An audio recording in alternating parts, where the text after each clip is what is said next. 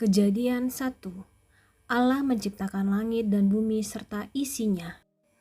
Pada mulanya Allah menciptakan langit dan bumi. Bumi belum berbentuk dan kosong, gelap gulita menutupi samudra raya, dan roh Allah melayang-layang di atas permukaan air. Berfirmanlah Allah, jadilah terang, lalu terang itu jadi. Allah melihat bahwa terang itu baik, lalu dipisahkannyalah terang itu dari gelap. Dan Allah menamai terang itu siang, dan gelap itu malam. Jadilah petang dan jadilah pagi, itulah hari pertama. Berfirmanlah Allah, jadilah cakrawala di tengah segala air untuk memisahkan air dari air. Maka Allah menjadikan cakrawala, dan ia memisahkan air yang ada di bawah cakrawala itu dari air yang ada di atasnya, dan jadilah demikian. Lalu Allah menamai cakrawala itu langit. Jadilah petang dan jadilah pagi, itulah hari kedua. Berfirmanlah Allah, hendaklah segala air yang di bawah langit berkumpul pada satu tempat, sehingga kelihatan yang kering, dan jadilah demikian.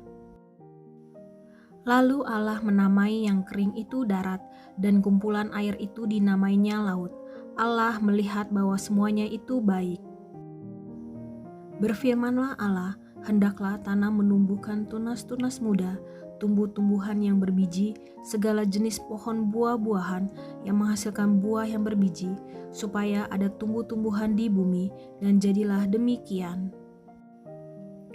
Tanah itu menumbuhkan tunas-tunas muda, segala jenis tumbuh-tumbuhan yang berbiji, dan segala jenis pohon-pohonan yang menghasilkan buah yang berbiji. Allah melihat bahwa semuanya itu baik. Jadilah petang dan jadilah pagi, itulah hari ketiga. Berfirmanlah Allah, jadilah benda-benda penerang pada cakrawala untuk memisahkan siang dari malam. Biarlah benda-benda penerang itu menjadi tanda yang menunjukkan masa-masa yang tetap dan hari-hari dan tahun-tahun. Dan sebagai penerang pada cakrawala, biarlah benda-benda itu menerangi bumi, dan jadilah demikian. Maka Allah menjadikan kedua benda penerang yang besar itu, yakni yang lebih besar untuk menguasai siang dan yang lebih kecil untuk menguasai malam, dan menjadikan juga bintang-bintang. Allah menaruh semuanya itu di cakrawala untuk menerangi bumi, dan untuk menguasai siang dan malam, dan untuk memisahkan terang dari gelap. Allah melihat bahwa semuanya itu baik. Jadilah petang dan jadilah pagi, itulah hari keempat. Berfirmanlah Allah, hendaklah dalam air berkeriapan makhluk yang hidup, dan hendaklah burung bertebangan di atas bumi melintasi cakrawala. Maka Allah menciptakan binatang-binatang laut yang besar dan segala jenis makhluk hidup yang bergerak, yang berkeriapan dalam air, dan segala jenis burung yang bersayap. Allah melihat bahwa semuanya itu baik. Lalu Allah memberkati semuanya itu, firman-Nya, berkembang biaklah dan bertambah banyaklah, serta penuhilah air dalam laut, dan hendaklah burung-burung di bumi bertambah banyak. Jadilah petang dan jadilah pagi, itulah hari kelima. Berfirmanlah Allah, hendaklah bumi mengeluarkan segala jenis makhluk yang hidup, ternak dan binatang melata, dan segala jenis binatang liar, dan jadilah demikian. Allah menjadikan segala jenis binatang liar dan segala jenis ternak dan segala jenis binatang melata di muka bumi. Allah melihat bahwa semuanya itu baik. Berfirmanlah Allah, baiklah kita menjadikan manusia menurut gambar dan rupa kita, supaya mereka berkuasa atas ikan-ikan di laut dan burung-burung di udara, dan atas ternak dan atas seluruh bumi, dan atas segala binatang melata yang merayap di bumi. Maka Allah menciptakan manusia itu menurut gambarnya, menurut gambar Allah diciptakannya dia, laki-laki dan perempuan diciptakannya mereka. Allah memberkati mereka, lalu Allah berfirman kepada mereka, beranak cuculah dan bertambah banyak, penuhilah bumi dan taklukkanlah itu, berkuasalah atas ikan-ikan di laut dan burung-burung di udara, dan atas segala binatang yang merayap di bumi. Berfirmanlah Allah, lihatlah, aku memberikan kepadamu segala tumbuh-tumbuhan yang berbiji di seluruh bumi, dan segala pohon-pohonan yang buahnya berbiji, itulah akan menjadi makananmu. Tetapi kepada segala binatang di bumi, dan segala burung di udara, dan segala yang merayap di bumi, yang bernyawa, kuberikan segala tumbuh-tumbuhan hijau menjadi makanannya, dan jadilah demikian. Maka Allah melihat segala yang dijadikannya itu sungguh amat baik, jadilah petang dan jadilah pagi, itulah hari ke-6. Kejadian 2. Demikianlah diselesaikan langit dan bumi dan segala isinya. Ketika Allah pada hari ke-7 telah menyelesaikan pekerjaan yang dibuatnya itu, berhentilah ia pada hari ke-7 dari segala pekerjaan yang telah dibuatnya itu. Lalu Allah memberkati hari ke-7 itu dan menguduskannya, karena pada hari itulah ia berhenti dari segala pekerjaan penciptaan yang telah dibuatnya itu.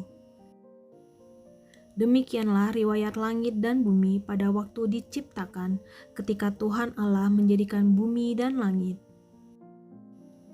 Belum ada semak apapun di bumi, belum timbul tumbuh-tumbuhan apapun di padang, sebab Tuhan Allah belum menurunkan hujan ke bumi, dan belum ada orang untuk mengusahakan tanah itu.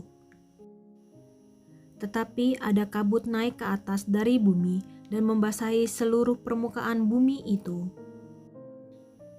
Ketika itulah Tuhan Allah membentuk manusia itu dari debu tanah dan menghembuskan nafas hidup ke dalam hidungnya. Demikianlah manusia itu menjadi makhluk yang hidup. Manusia dan Taman Eden. Selanjutnya Tuhan Allah membuat taman di Eden di sebelah timur. Disitulah ditempatkannya manusia yang dibentuknya itu. Lalu Tuhan Allah menumbuhkan berbagai-bagai pohon dari bumi yang menarik dan yang baik untuk dimakan buahnya, dan pohon kehidupan di tengah-tengah taman itu, serta pohon pengetahuan tentang yang baik dan yang jahat. Ada suatu sungai mengalir dari Eden untuk membasahi taman itu, dan dari situ sungai itu terbagi menjadi 4 cabang. Yang pertama, namanya Pison, yakni yang mengalir mengelilingi seluruh tanah Hawilah, tempat emas ada. Dan emas dari negeri itu baik, di sana ada damar bedola dan batu krisopras. Nama sungai yang kedua ialah Gihon, yakni yang mengalir mengelilingi seluruh tanah Kus. Nama sungai yang ketiga ialah Tigris, yakni yang mengalir di sebelah timur Asyur, dan sungai yang keempat ialah Efrat. Tuhan Allah mengambil manusia itu dan menempatkannya dalam Taman Eden untuk mengusahakan dan memelihara taman itu. Lalu Tuhan Allah memberi perintah ini kepada manusia, semua pohon dalam taman ini boleh kau makan buahnya dengan bebas.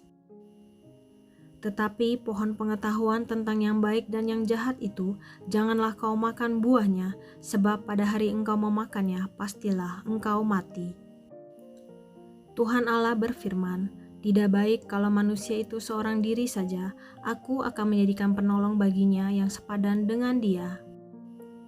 Lalu Tuhan Allah membentuk dari tanah segala binatang hutan dan segala burung di udara.